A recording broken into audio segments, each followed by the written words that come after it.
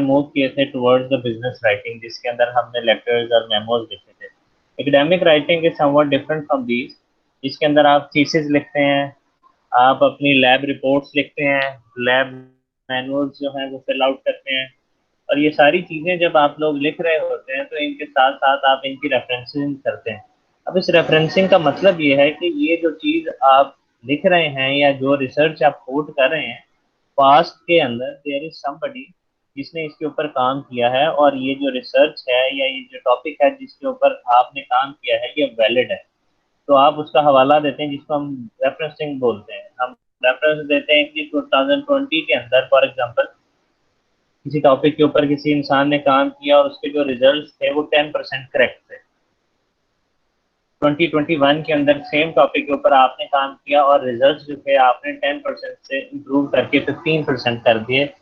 अब उसकी वैलिडिटी के लिए यू नीड फास्ट रेफरेंसिंग। आप पास्ट से रेफरेंसिंग करेंगे उसकी कि जी सेम टॉपिक के ऊपर इस टेक्निक से काम हुआ है, हमने अपनी टेक्निक चेंज की है और उस टेक्निक चेंज करने की वजह से जो है वो रिजल्ट इंप्रूव हो गए। अगर आपके रिजल्ट इंप्रूव नहीं हुए, फॉर एग्जांपल 10 से आपके 9 या 8 के ऊपर आ गए, इट डजंट मीन दैट कि आपकी जो रिसर्च है वो गलत हो गई है। नाउ अब आप उसके कॉज ढूंढेंगे कि वो कौन से ऐसे कॉज थे जिनकी वजह से जो है वो प्रोग्रेस या आपकी एफिशिएंसी या जो रिजल्ट है वो डिक्रीज हुए। तो आप रिसर्च के अंदर उस चीज को कोट कर देंगे कि अगर आप इन्हीं पैरामीटर्स को छेड़ेंगे या इन्हीं पैरामीटर्स का ख्याल नहीं रखेंगे तो जो रिजल्ट्स हैं वो आपके डिस्टर्ब हो जाएंगे। तो these are basically the two ways. तो आज का जो लेक्चर है that is about the academic writing skill. ये जो भी आप काम करेंगे during 4 year of this degree program, इसके अंदर ये आपको बहुत काम आएगा। अब हम इसके अंदर देखते हैं कौन कौन सी चीजें इन्वॉल्व हैं। The use of electronic resources and paper writing. Paper writing जो है ये आपके लिए अभी एडवांस या नई नई चीज है, आप लोगों अभी सेकंड सेमेस्टर के अंदर है। तो जब आप फाइनल ईयर के अंदर जाएंगे तो you need that paper writing क्या होती है, किस तरह से जो है वो रिसर्च पेपर्स को जो है वो पढ़ा जाता है, किस तरह से जो है उनसे इंफॉर्मेशन जो है वो गेट की जाती है, and what are the electronic resources.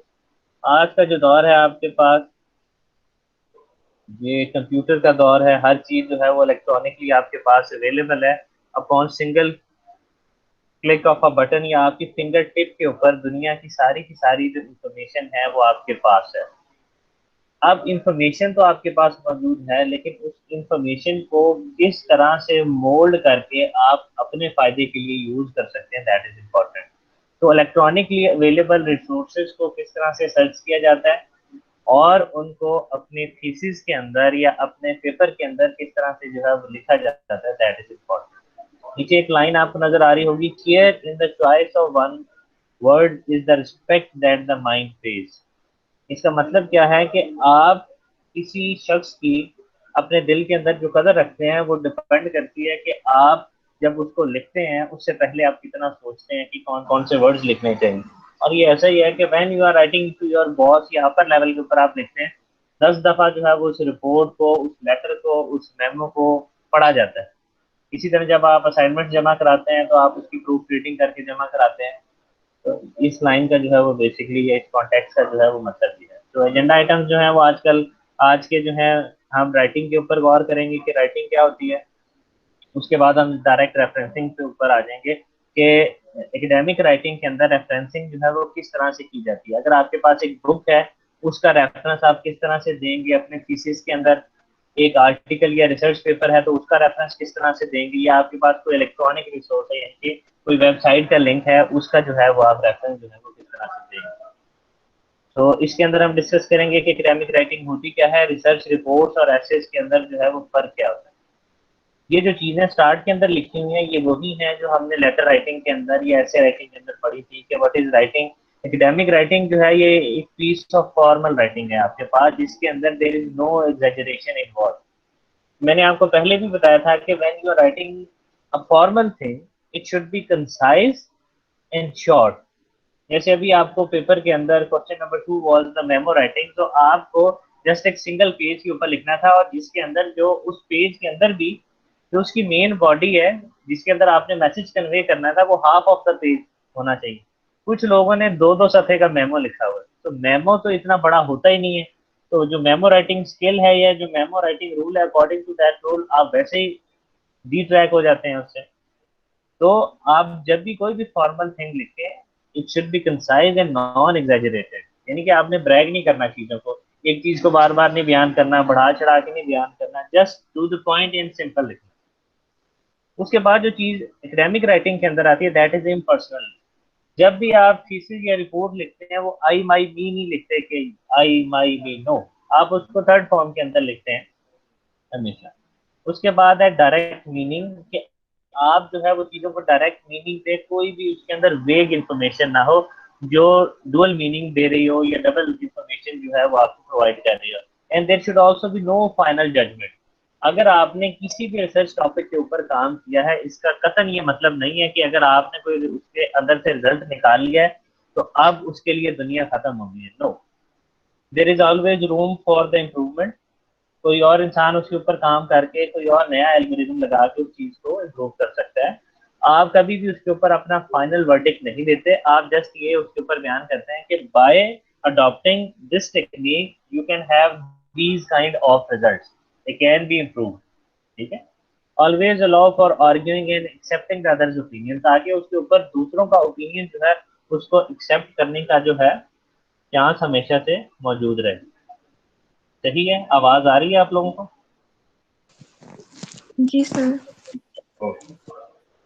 Yes sir, आ रही है आवाज। Choose words with precise meaning. So you have to choose the words which have the precise meaning, avoid the words with vague meaning, जैसे मैंने आपको पहले बताया। इस तरह के वर्ड्स को आप ओमिट करें, अवॉइड करें, जिससे जो है वो क्लैरिटी ना आए। उसके बाद कंपेयर करें, अपने वर्क को दूसरों के वर्क के साथ कंपेयर करें और उसमें से आप इश्यूज जो हैं वो ढूंढें कि आपके काम में कौन सी गलतियां थी जिनके अंदर इम्प्रूवमेंट का चांस है। Second option is formal. Formal choice, he states, maintains, argues. Informal choice, he says, he talks about.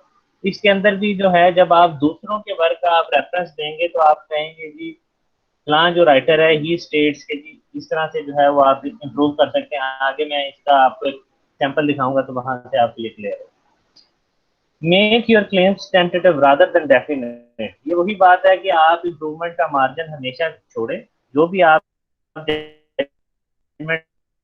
दें वो कभी भी फाइनल, बल्कि टेंटेटिव नहीं देनी चाहिए आप। यस, टेंटेटिव का मतलब ये, जैसे आपका टेंटेटिव टाइम टेबल आता है, फिर आपकी स्लॉट्स के मुताबिक उसको एडजस्ट किया जाता है। एक ऐसी चीज जो एक फाइनल फॉर्म के अंदर नहीं होती बल्कि एक ड्राफ्ट के अंदर होती है, जिसके अंदर इम्प्रूवमेंट का मार्जिन होता है। अब आगे जो है रिसर्च रिपोर्ट वर्सेज एसेस, इनकी तरफ हम चलते हैं। अगर आप एक रिसर्च रिपोर्ट की बात करें, a report should have the following section. एक रिसर्च रिपोर्ट के बेसिकली आपके पास there are three primary sections. First is the preliminaries, second one is the main context, and the third one is the end matter. अब अगर preliminaries की बात करें तो अगर आप कोई भी असाइनमेंट जमा करा रहे हैं या आपकी कोई टेक्निकल रिपोर्ट है, लैब मैनुअल है, उसको रिपोर्ट के शुरू होने से पहले 4-5 पेज होते हैं आपके पास, ये उसके प्रीलिमिनरीज है। उसके अंदर आपके पास टाइटल पेज होता है अगर आपकी रिपोर्ट है। अगर आपका थीसिस है तो उसका एब्स्ट्रैक्ट होता है, ये बेसिकली उसका खुलासा होता है। और अगर आपकी बुक है तो बुक के आपके पास टेबल ऑफ कंटेंट्स होते हैं। उसके बाद शुरू होता है मेन टेक्स्ट। मेन टेक्स्ट के अंदर आपके डिफरेंट चैप्टर्स होते हैं। फर्स्ट चैप्टर आपके पास फॉर एग्जांपल इंट्रोडक्शन का होता है, सेकंड आपके पास मेथोडोलॉजी का होता है, थर्ड जो है वो फाइंडिंग्स या रिजल्ट्स का होता है। रिजल्ट्स के बाद उनके ऊपर नेक्स्ट चैप्टर जो होता है वो डिस्कशन का होता है कि उन रिजल्ट्स के ऊपर डिस्कशन की जाती है। And at the end you have the conclusion. और फिर एट द एंड लास्ट जो चैप्टर होता है उसके अंदर कंक्लूड किया जाता है पूरे के पूरे टॉपिक को, कि एट द एंड आपके पास रिजल्ट्स आए क्या हैं और उन रिजल्ट्स के आने से कम्युनिटी को क्या फायदा या नुकसान। एंड एट द एंड उसके बाद जो है लास्ट आपके पास रेफरेंसिंग होती है, जिनके अंदर आप हवाला देते हैं कि पास रिसर्च जो है उसको हमने इस तरह से रेफरेंस किया है। और उसके आगे अपेंडिसेस होती हैं, ये कुछ ऐसे डॉक्यूमेंट्स होते हैं जो आप मेन कंटेक्स्ट का हिस्सा तो नहीं बनाते, लेकिन आप जो है एट द एंड इनको दे देते हैं ताकि एट द एंड अगर किसी को जरूरत पड़े कि उसने वहां से आपके रिजल्ट्स को मैच करना है तो ही कैन मैच। तो मैं अभी आपके साथ एक रिपोर्ट शेयर करता हूँ, ये आपको यहाँ से क्लियर होगा ज़्यादा।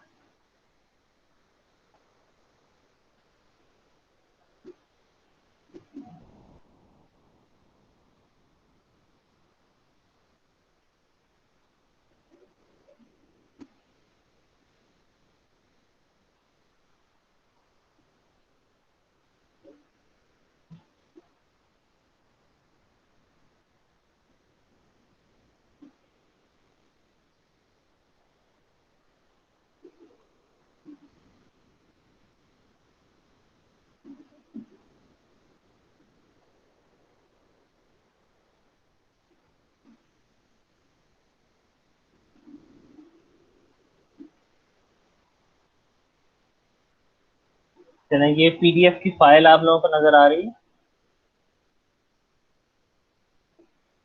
जी सर। चलें, अगर आप फर्स्ट पेज की बात करें, ये बेसिक ये थीसिस है एमएस का। तो अगर ये आप पहले पेज की बात करें तो ये आपके पास टाइटल पेज है। टाइटल पेज के ऊपर सबसे पहले लोगो आ जाएगा ऑर्गेनाइजेशन का, यानी कि यूनिवर्सिटी का लोगो आ गया। फिर उसके बाद आपका टॉपिक आ जाएगा, दिस इज द टॉपिक। उसके बाद जो भी आपका डिग्री प्रोग्राम है आपका, for example BS in software engineering, तो आप वो लिख देंगे। उसके बाद आपका नेम, आपका रोल नंबर, आपका सेशन एंड डिपार्टमेंट, ये सारी की सारी इंफॉर्मेशन जो है ये दे दी जाएगी। ये जो आपके पास टाइटल पेज होता है, ये सेट पैटर्न होता है फ्रॉम द यूनिवर्सिटी मैनेजमेंट या ऑर्गेनाइजेशन मैनेजमेंट। ऑर्गेनाइजेशन ये सेट पैटर्न आपको देती है, आपने जस्ट अपनी इंफॉर्मेशन जो है उसके अंदर डालनी होती है। ये आपके पास बेसिकली फर्स्ट पार्ट है प्रीलिमिनरीज का।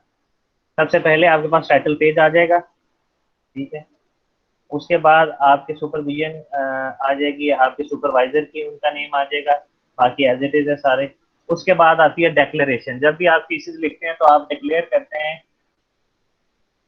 कि जी ये जो काम है ये होली सोली मैंने किया है, और ये प्लेजराइज्ड वर्क नहीं है। दुनिया के अंदर अभी तक इस टॉपिक को लेके काम तो हुआ है, लेकिन इस टेक्निक से किसी और ने काम नहीं किया। तो आप डिक्लेयर करते हैं कि मैं प्लेजरिज्म जो है उसको अवॉइड करते हुए मैंने ये काम किया। डेक्लेरेशन के बाद आती है प्लेजरिज्म अंडरटेकिंग। आप यहाँ पे जैसे आप कहते हैं बयान हल्की प्रॉपर आप देते हैं कि जी अगर इन फ्यूचर ये वर्क जो है ये क्लेम होता है कि मैंने कोई गलत टेक्निक इस्तेमाल किया, तो you can cancel out my work. उसके बाद आते हैं कुछ सर्टिफिकेट्स ऑफ अप्रूवल, ये भी मैनेजमेंट आपको देती है। एक्नॉलेजमेंट के अंदर वो सारे लोग जिन्होंने आपके साथ काम कराया आप एक्नॉलेजमेंट देते हैं। और उसके बाद जो है वो एब्स्ट्रैक्ट आता है। एब्स्ट्रैक्ट बड़ा इंपॉर्टेंट है। जब भी आप कोई एकेडमिक राइटिंग करते हैं, कोई रिपोर्ट लिखते हैं, थीसिस लिखते हैं, उसकी जो मेन खुलासा होता है या जो जान होती है रिपोर्ट की, that is basically the abstract. अगर आपके पास एक थीसिस जो है वो आपके पास 100 या 150 पेजेस का है, तो उन 150 पेजेस को आप समझ लेते हैं इनटू अ सिंगल पेज। उस सिंगल पेज को पढ़ने के बाद कोई भी टीचर, कोई भी स्टूडेंट या आपके पीर लेवल का कोई भी इंसान उस पूरी की पूरी रिपोर्ट को अंडरस्टैंड कर सकता है और डिसीजन ले सकता है कि उसको इस रिपोर्ट से रिलेटेड, इस रिपोर्ट से कोई इंफॉर्मेशन मिल सकती है जिसको वो यूज कर सकता है या नहीं। तो आप जब भी कोई भी रिसर्च पेपर पढ़ेंगे, कोई भी थीसिस पढ़ेंगे अपने थीसिस के काम के लिए, तो सबसे पहले जो है वो आप उसका एब्स्ट्रैक्ट पढ़ेंगे। एब्स्ट्रैक्ट पढ़ के अगर आपको समझ आ रही है या आपको लग रहा है कि ये जो काम है ये आपसे रेलिवेंट है, तो फिर आप उस थीसिस को उठाएंगे और फर्दर पढ़ना शुरू करेंगे कि कौन सी इंफॉर्मेशन जो है वो रिक्वायर्ड है, और आप उसको यूज करेंगे। तो ये आपके पास एब्स्ट्रैक्ट है मेरे थीसिस का। उसके बाद है टेबल ऑफ कंटेंट। जैसे मैंने अभी आपको बताया, टेबल ऑफ कंटेंट के अंदर बेसिकली आप लोग ये बताते हैं कि किस पेज के ऊपर कौन सा चैप्टर या कौन सी हेडिंग है। लाइक हमने यहाँ पे डिफाइन किया हुआ है, टेबल ऑफ फिगर है मेरे पास पेज नंबर 11 पे, टेबल ऑफ टेबल्स है मेरे पास 13 पे, चैप्टर 1 स्टार्ट हो रहा है पेज 15 से, और उसकी सब हेडिंग्स है introduction, background, research motivation and this and that. फिर चैप्टर 2 हमारा स्टार्ट हो रहा है पेज नंबर 20 से, उसके अंदर लिटरेचर रिव्यू है, बैकग्राउंड है, बाकी सारी की सारी चीजें हैं। Then we have chapter number 3 which is starting from 28 and so on. So that is how you will write a table of content. उसके बाद आपके पास टेबल ऑफ फिगर है, जैसे बुक्स के अंदर होता है सेम आपके पास थीसिस में भी होता है। आप फिगर जो होते हैं उनको लेबल करते हैं कि फिगर 1 जो है चैप्टर नंबर 1 में वो किस पेज के ऊपर है, 2 किस पे है, 3 किस पे है, 4 एंड सो ऑन। जितनी भी आपने तस्वीरें लगाई हैं उनका टेबल देते हैं।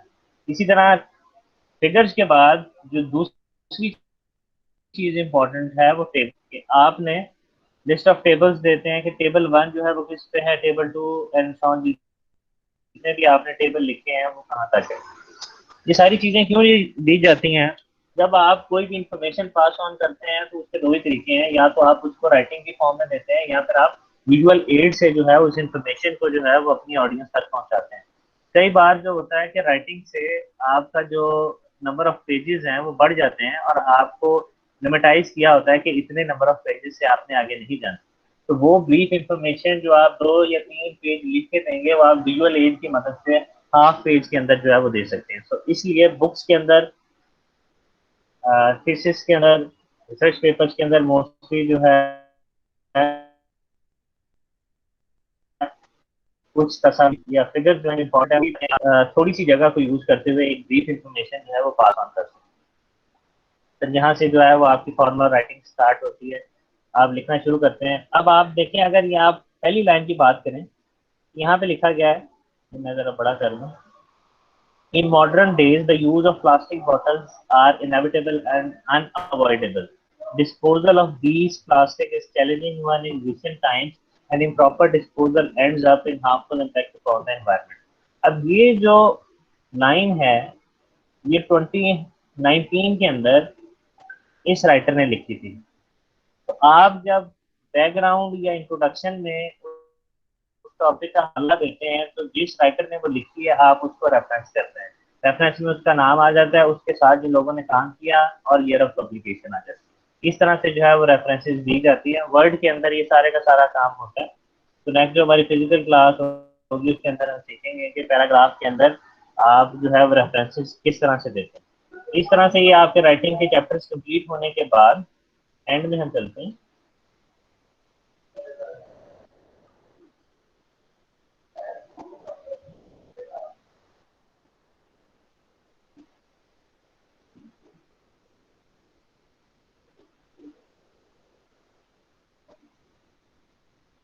एंड में ये आपका रेफरेंसिंग का पोर्शन है।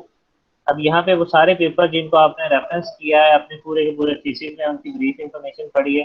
फॉर एग्जांपल ये आपके पास रेफरेंस है, तो ये सारे के सारे ऑथर की डिटेल्स हैं, ये ईयर ऑफ पब्लिकेशन है, ये पेपर का नाम है, और ये जो है वो जर्नल है जिसके अंदर ये आपका जो पब्लिश हुआ था आपका पेपर, और ये उसका बेसिकली नंबर है कि उस जर्नल के अंदर इस आर्टिकल का नंबर कौन। इसी तरह ये सेकंड रेफरेंस है, एंड सो ऑन। इस तरह से जो है वो बेसिकली आपके पास रेफरेंसिंग जो है वो की जाती है। और जैसे ही आपकी रेफरेंसिंग एंड होती है उसके बाद फिर आप अपेंडिसेस जो है उसके साथ अटैच कर सकते हैं। वो भी हम जो है वो नेक्स्ट क्लास के अंदर देखेंगे इस चीज को। सो ये बेसिकली आपके पास एक रिसर्च रिपोर्ट के बेसिक एलिमेंट्स हैं। यहाँ तक क्लियर है? Yes sir. इससे पहले कभी लिखी है आपने रिसर्च रिपोर्ट?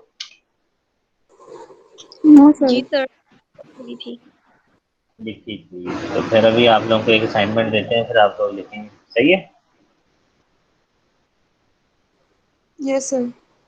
चले, तो जिस तरह से आपकी एक रिसर्च रिपोर्ट के एलिमेंट्स होते हैं, similarly you have the elements of the एसे।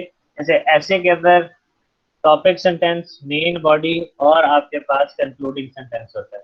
ये 5 नंबर का सवाल था आपके पास, और मोस्टली लोगों का गलत है कि व्हाट इज एसे राइटिंग और what are the elements of and effective essay writing. तो आपने जस्ट ये लिखना था कि sorry, paragraph writing. Paragraph writing में क्या होता है, और 3 जो इंपॉर्टेंट चीजें हैं उसकी भी कौन सी थी, आपने जस्ट ये 3 नाम लिखने थे, topic, sentence, main body and concluding और द क्लिंचर सेंटेंस। मोस्टली लोगों का ये सवाल गलत। तो अभी हमने प्रीलिमिनरीज देखे हैं। प्रीलिमिनरीज के अंदर कौन कौन सी इंफॉर्मेशन थी अभी मैंने आपको बताई है। फिर मेन टेक्स्ट के अंदर कौन कौन सी चीजें होनी चाहिए वो हमने देखी हैं। सो प्रीलिमिनरीज की बात करें तो इसके अंदर जो सबसे पहला चैप्टर आता है वो इंट्रोडक्शन का आता है। So introduction basically consist of 2 parts. First, it should include a few general statements about the subject to provide the background to your essay and attract the reader's attention. It should try to explain why you are writing this essay. It may include a definition of terms of the context of the essay. It should also include the indication how the topic is going to be tackled in order to specifically address the question. अब introduction का portion है, आपके पास ऐसे हो, कोई technical writing, कोई academic writing का portion हो, यानी कि आपके पास थीसिस हो।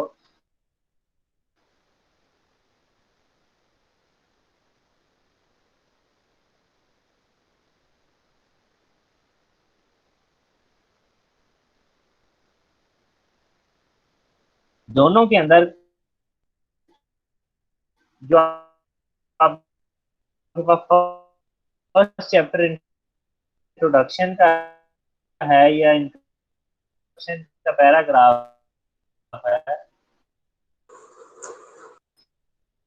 इस टॉपिक को लेके जो आप लिख रहे हैं उससे आपका क्या मकसद है? ये बेसिकली इसके अंदर वो चीजें जो है वो आ रही है। Main body. The things of one or more paragraphs of ideas and arguments together with illustration of the examples. Main body के अंदर जो है वो आप मोस्टली चीजों को डिस्कस करते हैं, किस किस तरह से जो है वो आपका पैराग्राफ या ऐसे जो है वो डेवलप होगा। The flow of the information, वही आपके पास topic sentence, quoting sentence and the concluding sentence, वही आपके पास पुराना है। How you link the words, अब जब आप पैराग्राफ लिखते हैं या कोई भी राइटिंग आप कर रहे हैं तो आप चीज़ों को लिंक करते हैं वर्ड्स को, तो ये आपके अंदर लय करती है कि आप एक जुमले से दूसरे को लिंक करते हैं। तो ये these are basically some of the linking words जो आपके दिमाग में होने चाहिए। अभी भी आपसे जो मेमो लिखवाया है मोस्टली ग्रामेटिकल एरर्स है, आपने इस चीज़ का ख्याल करना है।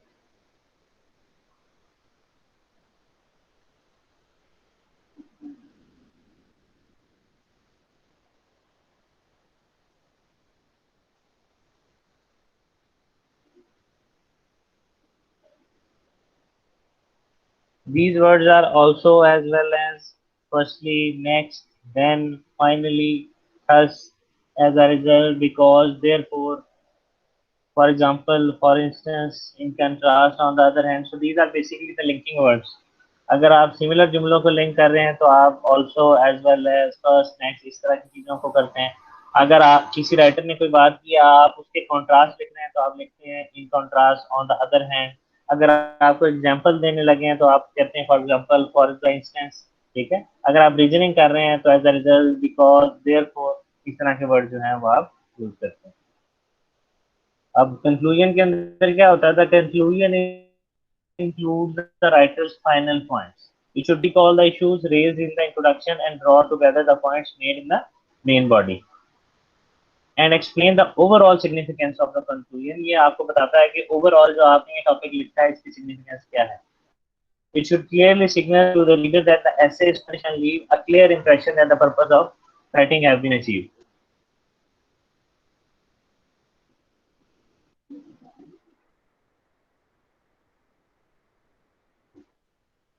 मेन आपको flow chart, general statement and organization statement होती है। मेन बॉडी के अंदर जो है इंट्रोडक्शन होता है, उसके अंदर 2-3 पॉइंट्स होते हैं और फिर आपको कंक्लूड कर देते हैं। फिर नेक्स्ट चैप्टर स्टार्ट होता है, बी चैप्टर, उसके अंदर भी आप 2-3 पॉइंट्स फिर उसको कंक्लूड कर देते हैं। नेक्स्ट चैप्टर शुरू होता है, उसके अंदर भी 2-3 पॉइंट्स कंक्लूड कर देते हैं। And at the end you have conclusion, recall the issue in the introduction and give your final comments. So plan the ऐसे एंड ऑर्गेनाइज द आइडियाज, ये जो असाइनमेंट है ये ऑलरेडी हो चुकी है, ये आप लोग नहीं करेंगे। ऐसे और उससे रिलेटेड जितनी भी टीचिंग है वो कंप्लीट हो चुकी है। So this is not for you. आगे technical writing, guide for effective communication. अगर इस वी की तरफ देखते हैं तो जो सेंटर है that is basically the technical writing process.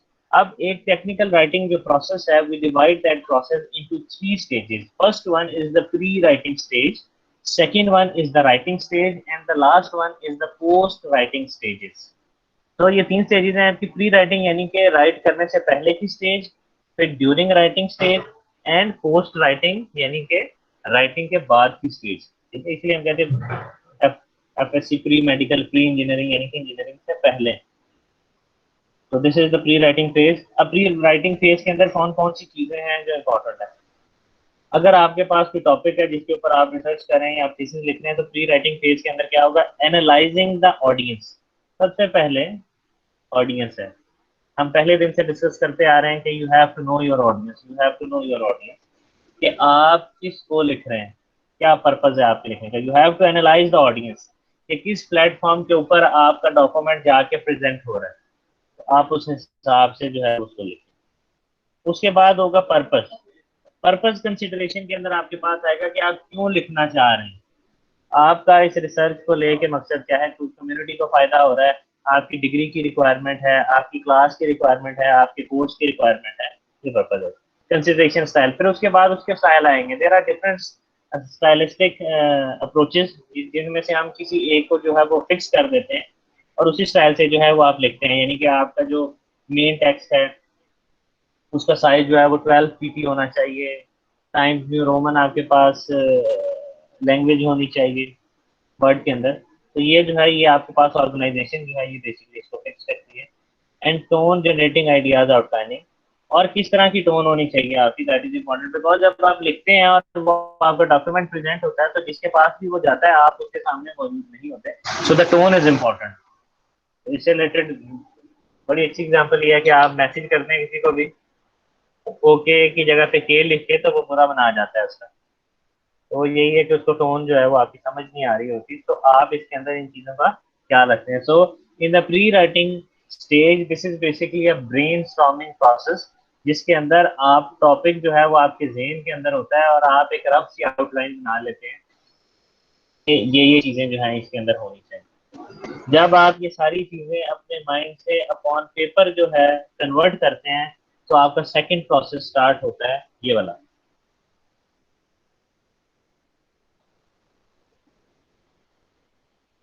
ये है आपके पास राइटिंग स्टेज। राइटिंग स्टेज के अंदर सबसे पहले आपके पास आती है ड्राफ्टिंग, यानी कि आप रफ पैराग्राफ्स लिखते हैं, ड्राफ्ट बनाते हैं उसको, स्ट्रक्चरिंग पैराग्राफ्स एंड ऐसे। उसके बाद आप उसको स्ट्रक्चर करते हैं कि किस जुमले को किससे पहले आना चाहिए, कहाँ पे पैराग्राफ खत्म हो, कहाँ से एक नया पैराग्राफ शुरू हो, कहाँ से एक नया चैप्टर शुरू हो। डेवलपिंग इंफॉर्मेशन पैटर्न, तो इंफॉर्मेशन पैटर्न डेवलपमेंट के अंदर आपके पास यही आता है कि पहला चैप्टर इंट्रोडक्शन का हो, दूसरा लिटरेचर रिव्यू का हो, थर्ड मेथोडोलॉजी का हो, और एंड चैप्टर आपके पास डिस्कशन और कंक्लूजन का हो। Providing coherence and incorporating visual add, तो कोहेरेंस का मतलब क्या है कि सारे के सारे जो चैप्टर हैं वो आपस के अंदर लिंक्ड हो, पहले के बाद दूसरा आना चाहिए, दूसरे के बाद तीसरा, और उनके अंदर एक फ्लो जो है वो आपको नजर आना चाहिए। And last one is incorporating visual add, और फिर आप जो है इसके अंदर इन चीज़ों का ख्याल रखते हैं कि कहाँ पे विजुअल एड डालने की ज़रूरत है, जहाँ से आपका जो है वो पेजेस जो है वो सेव हो सकते हैं। तो this is your writing phase. Last one is the post writing stage. अब पोस्ट राइटिंग स्टेज के अंदर कौन कौन सी चीज़ें जो है जिनका हम ख्याल रखेंगे। First one is revising the content and organisation. अब लिखने के बाद उसको आप पढ़ेंगे और उसमें से गलतियां ढूंढेंगे और उसको रिवाइज करेंगे और रीऑर्गेनाइज करेंगे।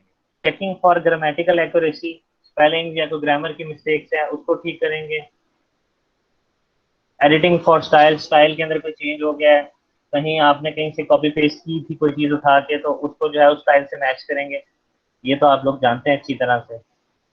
And proof read and Pir review, उसके बाद आप थॉरोली इसको प्रूफ रीड करेंगे, 2 से 3 दफा पढ़ेंगे और उसके बाद पीर रिव्यू के लिए अपने कॉलीग्स को भेज देंगे कि वो गलतियां जो आपसे ओमिट हो गई हैं वो उसको हाईलाइट करके आपके पास भेज देंगे, और अगेन उसके बाद आप उसकी प्रूफ रीडिंग करके वो पूरे का पूरा जो आपका थीसिस है या पूरी की पूरी आपकी जो बुकलेट है वो आपकी तैयार हो जाए। तो this is the guidance for the effective technical writing communication. Add some styles. Writing is very logical exercise. Adding style to it will enhance the clearance and the power of convincing. तो ये जो आपके पास academic writing है ये एक आपका logical exercise है जिसके अंदर स्टाइल जो है जैसे आप एंटर करते हैं तो it will enhance the clearness and power of convincing. अब ये कैसे ऐड होती है इसके अंदर, देयर आर सम फ्रेजेस, कुछ फ्रेजेस आपके पास ट्रांजिशन फ्रेजेस होती हैं, यानी कि आप एक पैराग्राफ से दूसरे में किस तरह से ट्रांजिशन के अंदर आते हैं, एक से दूसरे में कैसे जा रहे हैं, तो वो कौन सी फ्रेजेस हैं जो आपने ऐड करनी है। फिर there are some phrases for emphasis, आपने किसी चीज के ऊपर फोकस करना है, किसी चीज पे दबाव डालना है, जोर डाल के बताना है ड्यूरिंग राइटिंग, तो वो कौन सी फ्रेजेस हैं जिनके डालने से आप एम्फोसिस पुट करते हैं उस पेज के ऊपर। And last one is the phrases for counter points, कि अगर आप काउंटर पॉइंट दे रहे हैं किसी चीज को आर्ग्यू कर रहे हैं तो वो कौन कौन सी आपके पास फ्रेजेस हैं। अगर आप ट्रांजिशन फेजेस की बात करें तो आप एक जुमले से दूसरे में जा रहे हैं, एक पैराग्राफ से दूसरे में जा रहे हैं, तो ट्रांजिशन हो रही है आपके पास, तो उसके अंदर आप कौन से आप वर्ड्स हैं जिनको लगा के जो है वो एक से दूसरे में जा सकते हैं। रिगार्डिंग है आपके पास word, regarding that, regarding this, आप रिगार्डिंग, रिगार्डिंग का मतलब ये है कि आप उस चीज का हवाला दें। फिर एडमिटेडली आप कहते हैं जो राइटर कह रहा है उसको एडमिट करते हुए